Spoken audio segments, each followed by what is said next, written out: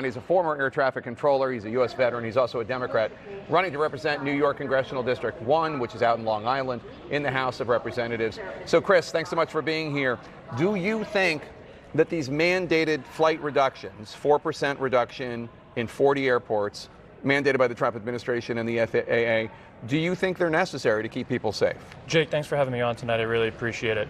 And they are absolutely necessary. Right now, the controllers are coming to a breaking point.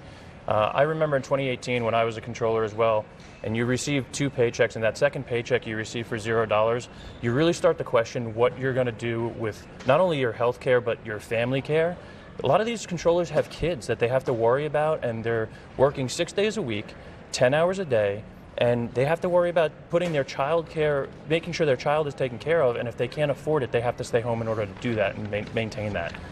So if we're reducing the amount of controllers that we have in the tower cab or reducing the amount of controllers that we have at some centers, the idea is to reduce the traffic flow in that area in order to not have too much workload on the controllers that are there. So we already are at an air traffic controller shortage before the shutdown, and now we're told by the Air Traffic Controllers Union that because this shutdown has gone on so long, we're on day 38, it's the longest one in American history, air traffic controllers are quitting.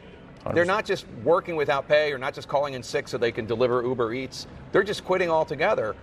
There already was a shortage.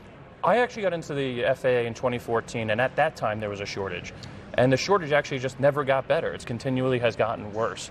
And you see air traffic control staffing levels at an all-time low at this point, and there's just no relief. And if you're going to continue to have controllers now resign because of the stress and the workload, I don't know where the next steps can be. It's really a serious problem. It comes down. Washington is currently broken with the way they handle things and the way they do things, and that's the exact reason why I'm running for Congress with the shutdown. Well, let me ask you, because Democrats are the ones that are not voting to fund the government. Now, the reason for it is they don't like all the health care cuts, the Medicaid cuts that Republicans did earlier this year, and they are fighting for also an extension of the Obamacare subsidies that are set to expire at the end of the year.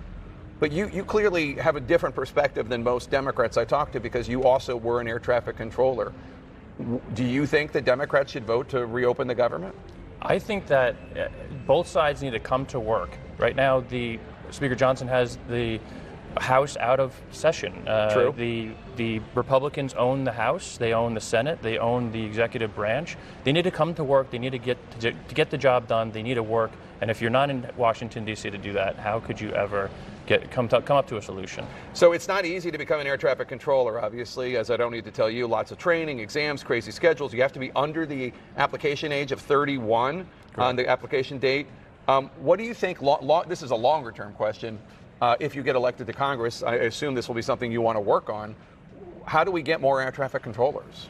Well, the lapse in funding that happens when the government shuts down, or the people that go to school, because you have to go through Mike Montgomery Aeronautical Center in Oklahoma City, and that schooling and that education takes several weeks. It's 6 weeks to do ATC basics, and then either 6 or 12 weeks depending on where you're going to go.